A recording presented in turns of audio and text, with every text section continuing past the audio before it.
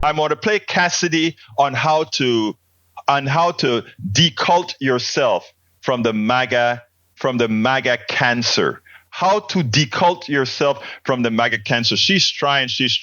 Let's go ahead and talk to her right now. Folks, click that join button to become a part of our team. Here you go. I think it's important that we sort of try to reconstruct our conversations and try to have a welcoming environment for people who might be in Donald Trump's circle so they can have that moment. Now, it might not be the moment where Alyssa or me opens the physical door and we're led to Liz Cheney to be forthcoming with the committee. But but in regards to... What does that look like, though? I think as an ex-Republican and as someone who people would call me during the transition in 2016 and say, should I go work for Donald Trump? And I said, I would never go work for Donald Trump. People that went in, I feel like everything you needed to know about Trump, he made clear before he was elected. But you have a different perspective. And I worked for Republicans. I get the loyalty piece and I get what it feels like to want to salvage something. And it sounds like that's what you're describing about going to Mar-a-Lago, salvaging the things that you were all still proud of. And I get that. Millions of people still like him. But your conversation with your mom that I started with, you acknowledge that you were unreachable. How do you reach someone who is, as you were in that moment, unreachable?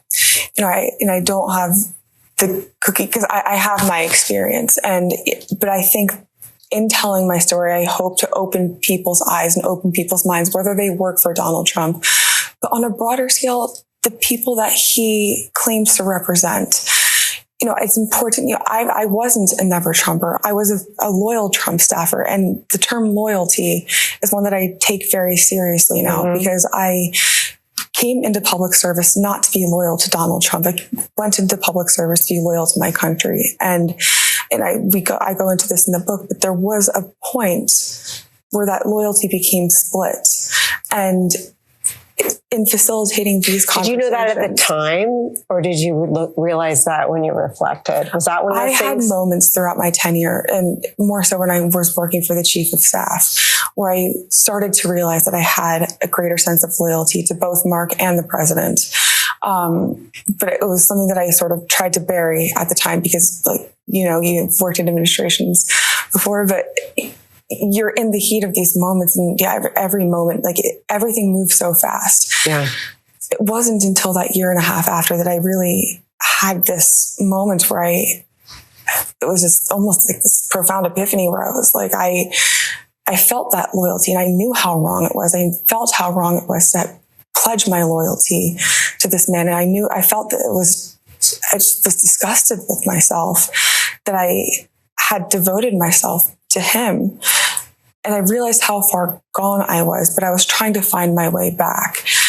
So in having these conversations, I think my experience can help shed light on the impact and the effect that he has on people.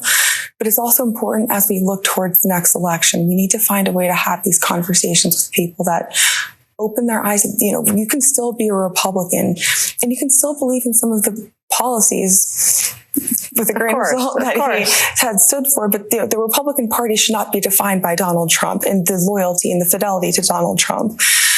It should be defined by the Republican Party platform, but there is not a clear connection with that now today. If you go back and try to figure out how it all got so far off the rails, literally the platform becomes loyalty to Donald Trump. Donald Trump goes so far as to put all these things into writing. So by 2020, all that was left of the platform was Donald Trump. Do you think that can be undone? I would hope that it could be, but I think it requires a national effort. It requires a national conversation, and it requires a conversation where I believe we all have to shift our tone. When we have this divisive rhetoric, whether it's Donald Trump is just bad, why is he bad? We need to start educating. Why do you think he's bad? I'm not trying to say that I do have my opinions about him, but what I'm talking about on a more broad scale, we need to find a way to unite this conversation. And, I don't think that it's productive to only talk about the negative things that he's done. We need to talk about the dangers that he poses to our democracy. Liz stood for the principles. Liz left with her character and her integrity intact. Liz helped me get to that point where I could do the same. Mine's bruised, but because of Liz Cheney, I was able to come out on the other side. And now I have this perspective that's grown. And I've also been able to surround myself with people that have pointed out the flaws of Donald Trump. And I've had this moment of where I see the other side now very clearly. But it was a transition point for me. And we need to be able to welcome people into that conversation and not make them feel ostracized. Now, she nailed it. Some of you are stating that everything that Cassidy Hutchinson is saying is hearsay, hearsay, hearsay, and that there are a lot of MAGA Trumpists that came out who worked in the White House that refuted what she had to say. That is complete BS.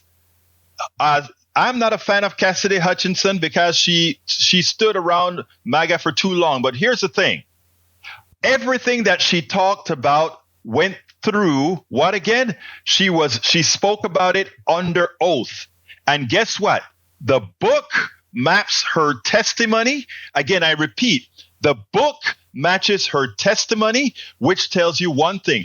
All of those people who are talking against her, they are scared to go into tell their story under oath. Hutchinson told her story under oath, corroborated by others, and then placed in a book. Those people who are attempting to refute her hadn't done that. So for those who continue to try to malign this young woman, this very young woman who herself was indoctrinated and accept that she felt she was a part of a cult, is now saying we need to help those who are still in the cult decult themselves. And her advice as well in here pretty much mimics some of what I've spoken about in my book, It's Worth It, How to Talk to Your Right-Wing Relative Friends and Neighbors. In effect, one of the items that she says, give people a place to land. Give people a place to land.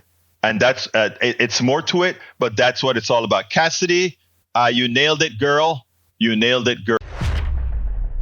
We spend a lot of time deconstructing the news, trying to parse it into a form that everybody can understand. We try to find those little nitpicks where it flies above the fray, etc. If you really like these videos that we do, I want to ask a big favor. Please go ahead. Number one, subscribe to our channel. And number two, please join if you can. Thank you so kindly for watching. Keep watching. Please remember to share. We must populate the entire internet with our progressive message, a message that we know is what most Americans say that they want. So help us, please join.